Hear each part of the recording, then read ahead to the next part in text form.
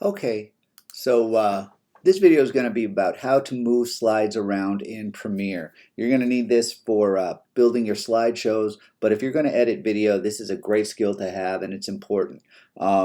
Generally, when you have photos in a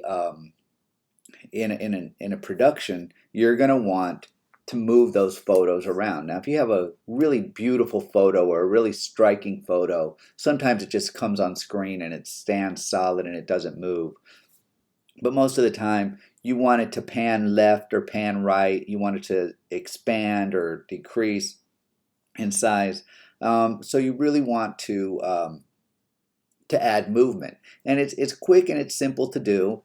And we're going to kind of go through that right now. So the first thing to do, most of the time you'll have taken photos with your phone or a professional camera. What I did here, I just kind of downloaded stuff from the internet quickly to give you the basic idea.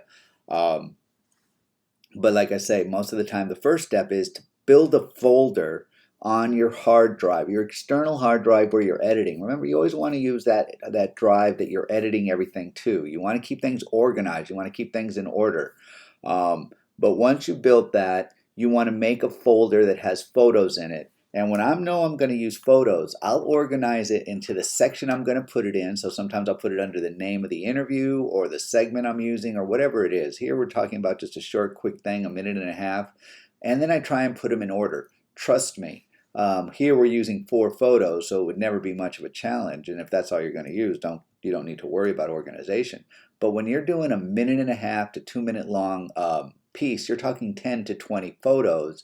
And if you can cut down by just adding, naming what the slide number is or giving it a name so you know where it's going to go, that makes life so much easier. So I've downloaded my photos. I've named them already. They're in a folder.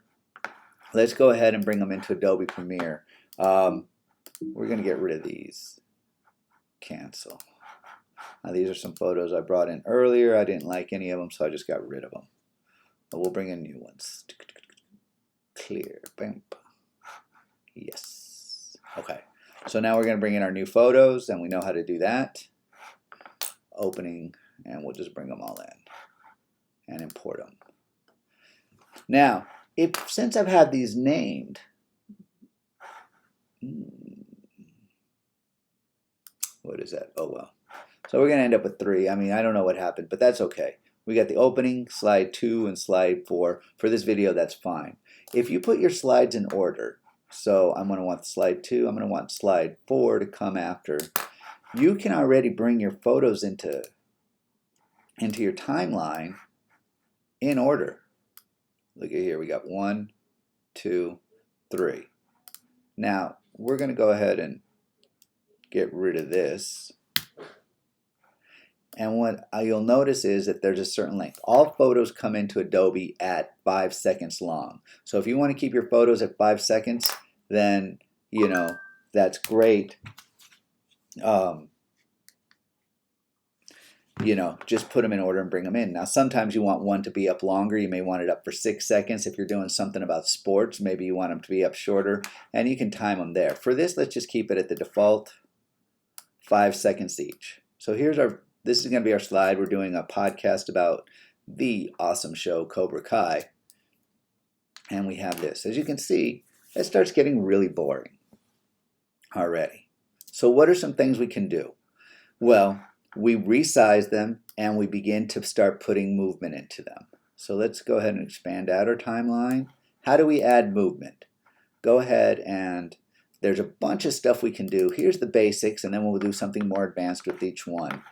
Double click on it to highlight your video. Move your playhead to the beginning of the photo, and then come up into effects control. Now in effects control, you'll see you have a whole lot of different things you can do. Okay, and here you also have your playhead. See how it's moving in both locations? These are where we're going to put in what we call keyframes. Now, what do we want to do? Let's say we want to start off with increasing our scale. So we want it to start off by having it feel like as if Cobra Kai is coming at you.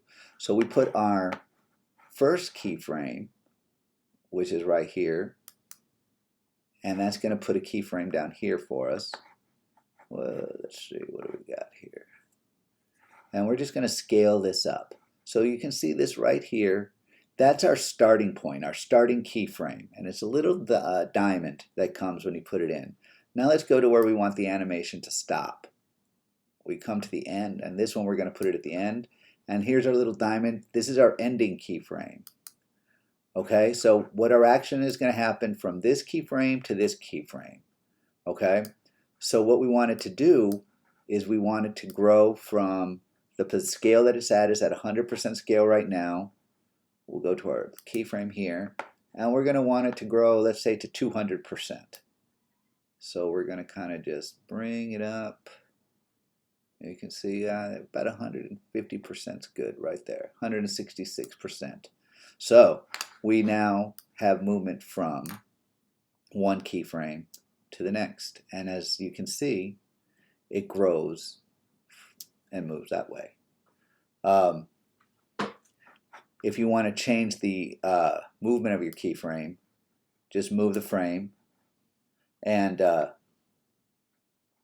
then that will change how long the movement happens from. So you'll end up with the movement having and then the movement will only happen between these 2 points rather than happening from the beginning to the end, and then you'll stay static after that. So boom, and you can see now we have that static image. So if you wanted it to come up faster, so if you want if you feel like your keyframe movement is too fast or too short, you can just move it like so, and that'll move the keyframe for you. So now we have that movement, and now we stay on a solid shot. Okay, so we've got that, but let's say we want to get rid of all of this negative space behind us, all of this black. What can we do? Well, there's a number of things you can do. You can get another photo, you can put a background, but one of the easiest things to do, let's copy it, and then come up to V2, and let's put a Command V. Oh, Command Z, it didn't want. Let's go to the end. I don't like it. I hate when it does that. Let's come to the end, Command V. There's our. So now what we have is an exact duplicate of the slide on top of each other. What we want to do is we're going to go and have we're going to fade out the background. We're going to have it blurry in the background. So we activate this slide, come up to our effects control, bring it to the beginning of the shot, go again to scale, add our starting keyframe, come to the end, put our end keyframe, and now we've got these two. Let's go ahead and make this so we can't see it. And we're going to go back to our starting keyframe. Oh, I closed up the wrong one. Sorry. There we go. And let's expand it out. Okay, so now we've got what our slide looks like is this right here. Yeah, we got to quit turning stuff off. Okay, so you now have this slide right here. I didn't put my closing keyframe, darn it. Effects control.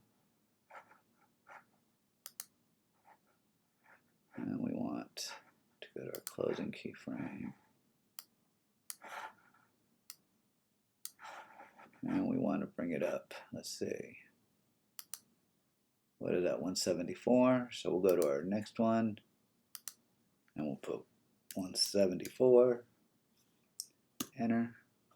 And now there. So we've got our background here is the same photo, but as you can see, it looks kind of flat and weird. How do we fix that? Go to our effects panel down here. Then we're going to go into our video effects, and we're going to look for our blurs. Video effect, blurs. Give me my blurs. Where are my blurs? Video effect. Where is it? We're looking for a Gaussian. There we go. Sometimes it takes a minute for me to find these things. Ugh. No, effects, why is it going? B-L-U-R. Here we go, blurs. Now bring your Gaussian blur over. And in your effects panel, you now have Gaussian blur in here. And you just bring down blurriness and bring it to, see how that background, as we bring it up and down, see how it's becoming more and less. Now we have something we can work with. I bring it up to about somewhere in there, whenever you start feeling it.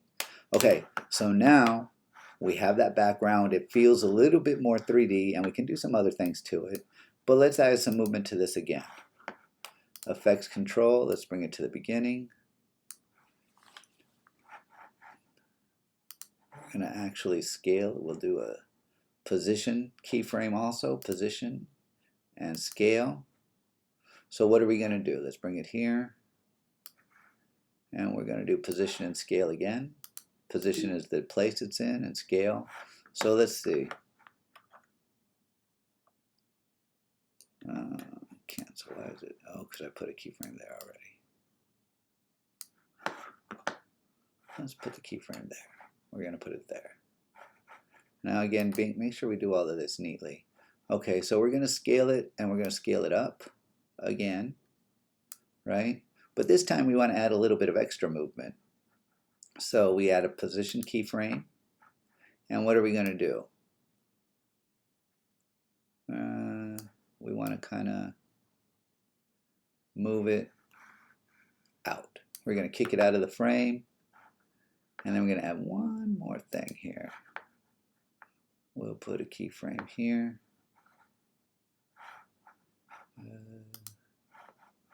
Rotation, and then we'll add one more keyframe, and here we'll add a little bit of a twist to it. So now we've got this.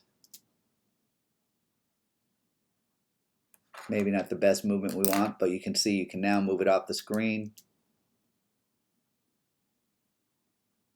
and it kind of moves off. So you can do, when you come into your effects, the main thing to notice here is when you come into your effects, you can do anything you want. I don't really like that twisting off the screen, so you can delete that keyframe. Clear. I don't like the rotation, so let's just get the rotation out of there completely. Clear. And now you've got it just coming straight off the screen. Okay, all right, whatever. Maybe we don't want it. So, you know, these are the ways to add movement. Basically, you're going to go in here. You can just scale it with that movement. And then you can do things like add that Gaussian blur, add movement here. And it's all going to happen in this effects control panel by adding these keyframes. I can tell you at the very first time you use it, it's going to be frustrating and it takes a little while. All of this demonstration, you can find videos on YouTube and stuff like that if you don't want to use this video, but basically adding keyframes and then just adding the movement in. And we could do it with the third one, but you know, there's a ton of things we could do, but we're not going to do that for right now. We're just going to close out the video. I expect movement in your productions.